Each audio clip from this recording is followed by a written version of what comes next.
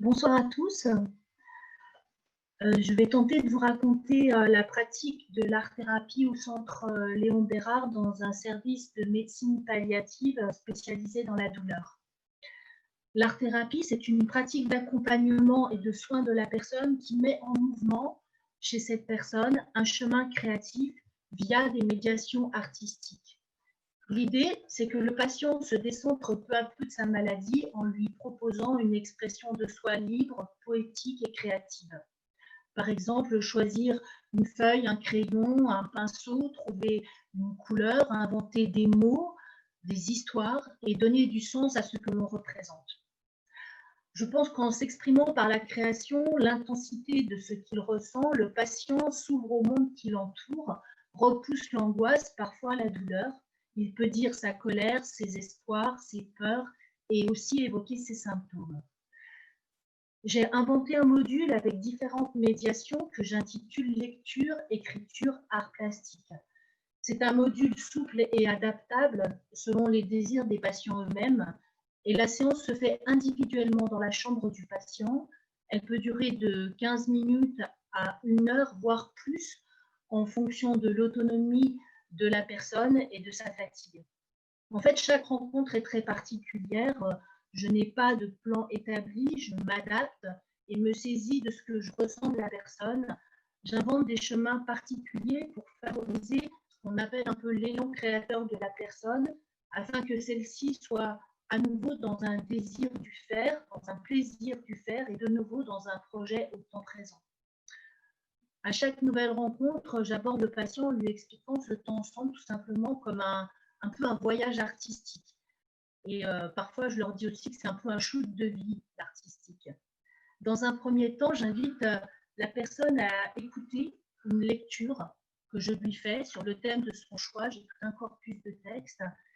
Cette proposition de lecture, elle a pour but de faciliter l'entrée dans un monde imaginaire, de lâcher prise, se laisser prendre et mouvoir, emporté par les idées, les souvenirs que le texte évoque. Et à la suite de la lecture, un échange prend forme et la personne parle d'elle à travers les idées véhiculées par le texte. Et bien souvent, elle s'identifie à une émotion ou au personnage fictif et commence sans s'en apercevoir un travail d'invention.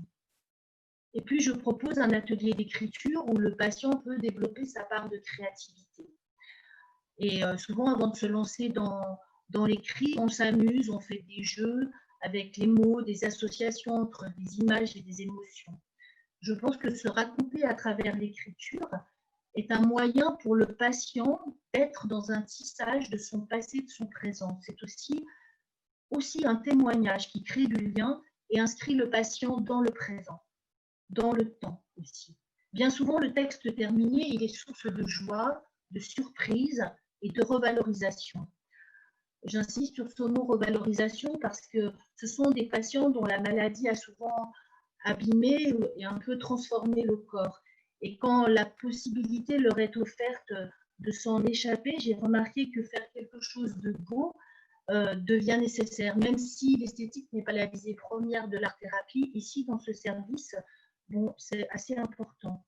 Et je pense que prendre soin de sa réalisation, c'est prendre un peu soin de son moi intérieur et c'est une façon de restaurer une image de soi abîmée. Voilà, je propose aussi, je voudrais parler d'une patiente qui a marqué le service, qui est une jeune femme de 31 ans, mère de 3 jeunes enfants. Elle avait choisi l'écriture comme mode d'expression tout en doutant beaucoup de sa capacité à écrire. Je me souviens qu'elle me disait parfois j'étais moyenne, parfois j'étais nulle en rédaction, mais je veux que ce soit mes mots et pas les vôtres. Je me rappelle que je lui ai lu des petits textes poétiques beaux et accessibles afin qu'elle en choisisse un qui éveille son imaginaire et devienne un peu un point de départ de son propre texte. Et je me souviens qu'elle a complètement flashé sur un court poème d'André Chédid qui s'adresse à sa fille d'une façon très pure et très imagée aussi. Et à la manière d'André Chédid, elle a construit un texte où elle s'adresse en direct à ses 3 enfants et a choisi de composer une strophe par enfant. C'est un texte fort, émouvant, qui évoque la notion de trace qu'un jour cette jeune femme a eu envie de narrer poétiquement pour ses enfants comme un message d'amour et d'espoir.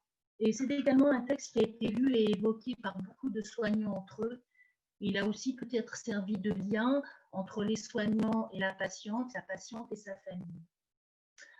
Voilà, je propose aussi de l'art plastique. Donc, c'est un champ très vaste, l'art plastique. Là, c'est plutôt autour du dessin, de la peinture, de la réalisation parfois de petites marionnettes en 3D ou du modelage que je tourne autour avec des patients.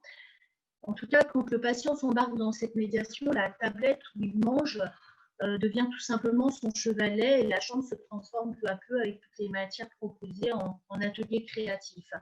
Et parfois, le patient choisit un module proposé, d'autres fois, il improvise en s'inspirant de peintres abstraits tels que Klee, Miro, Lassalle Metwig, et d'autres fois, il invente tout simplement à partir de son imaginaire. En fait, l'idée, c'est de faire une expérience avec les formes, les couleurs, les matières, de lâcher prise. C'est pour le patient un processus de création où il s'autorise à perdre le contrôle sur l'angoisse et parfois à repousser la douleur. Voilà, je voudrais juste parler un tout petit peu de cet étrange dialogue entre la douleur et l'expression artistique. Je rencontre souvent des patients très enchevêtrés dans leur douleur physique ou morale, et symboliser sa douleur via une expression artistique permet parfois de la mettre à distance et un petit peu de la transfigurer. Je me souviens d'une patiente qui avait déjà fait avec moi une peinture lors d'un précédent séjour au CLB, et quand je l'ai retrouvée au fond de son lit, elle était très essoufflée, angoissée et aussi assez douloureuse. Et à mon grand étonnement, elle souhaitait remettre en route une nouvelle peinture. Et je me rappelle qu'elle a décidé avec avidité du choix de ses couleurs et s'est jetée dans sa production comme dans un nouvel élan de vie. Et j'ai remarqué qu'elle s'accrochait aux petits détails de sa peinture comme s'ils étaient source de vie. Et nous avons constaté à la fin de la séance qu'elle était moins essoufflée, moins douloureuse, comme si les émotions positives ressenties pendant ce temps de création avaient un peu diminué la douleur et repoussé l'angoisse. Voilà, j'aimerais continuer à vous raconter et à approfondir ce sujet de l'art-thérapie avec aussi d'autres médiations, comme parfois le théâtre et ses jeux, mais le temps file et je préfère vous transmettre en direct certains textes écrits par des patients. C'est une façon de leur redonner la parole d'une manière anonyme, bien sûr. Donc, il y a un texte, j'ai évoqué cette patiente de 31 ans tout à l'heure, je voudrais vous lire ce texte qui s'appelle « Mes hirondelles ». Ma pâquerette, ma première enfant, ma si douce qui grandit si vite, je te regarde sans vraiment te saisir, tu es ma petite pierre de combat, tellement protectrice avec moi, ma fragile princesse, ma lumière, ma gourmande, ma deuxième filouze, ma charmeuse pétillante, mon clown qui m'emporte dans le rire avec tes pitreries tourbillonnantes. Bientôt, je serai maman gâteau et toi petit chat qui lèche le plat au chocolat. Mon petit loup, toi que je connais si peu, je te regarde et tu es pour moi tout à la fois attirant, mystérieux et inconnu. Qui sait où je serais si tu n'étais pas né, mon tendre amour? Bientôt je te chérirai et je t'embrasserai et je te dirai tous les mots blottis à l'intérieur de moi. À nous, tous ensemble réunis, mes petits guerriers qui me donnent la force, le souffle, l'espoir d'y croire encore. Ma pâquerette, ma gourmande, mon petit loup, mes trois merveilles. L'amour s'est implanté en nous une fois pour toutes. De cet amour intense, je reste émerveillée. À nous, l'horizon souriant. J'appelle de toutes mes forces le Dieu guérisseur pour à nouveau courir avec vous les pieds nus, libres et heureux dans la nature. C'est un texte qui a été écrit le 3 mai 2018. Si j'ai encore une minute, je voudrais vous lire un texte très intéressant puisque cette personne était arrivée au centre Léon Bérard avec un énorme mal de dos. Et quand je l'ai rencontré, ce mal de dos s'était un petit peu atténué, même beaucoup. Et on a fait de la peinture ensemble et je lui avais lu un texte poétique sur la douleur et elle m'avait dit que du coup, elle voulait vraiment symboliser cette douleur par l'écriture. Elle l'a écrit tel un peu une chanson, une ballade, donc je voulais vous en faire part. Le 20 juillet, je suis désespérée, dos en compote, fracassée, mal emprisonnée, le cancrelat m'habite, il navigue dans une espèce d'étui flasque. Il glisse telle une vague, engluée sans espoir dans mon dos, douleur lancinante, obsédante, permanente. Soulever mon côté gauche peut-être, mettre la douleur en apesanteur, appeler à l'aide tous les antidouleurs, me soumettre à tous les passages obligés dans cette ascension vers une sortie de secours. La fièvre, comme une sonnette d'alarme, elle me sauve d'une agonie où je suis en train de mourir dans mon lit, fièvre salvatrice. Le combat des blouses blanches, telles des elfes, œuvre sans relâche.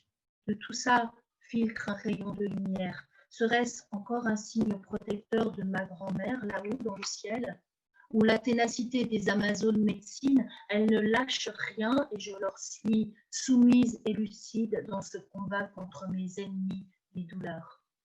Puis, dos peu à peu soulagée, libérée. Une grande victoire s'est implantée une fois pour toutes, une parenthèse se ferme. Demain, vendredi 7 février, je rentre à la maison. Voilà, c'est un texte qui a été écrit le 6 février 2020.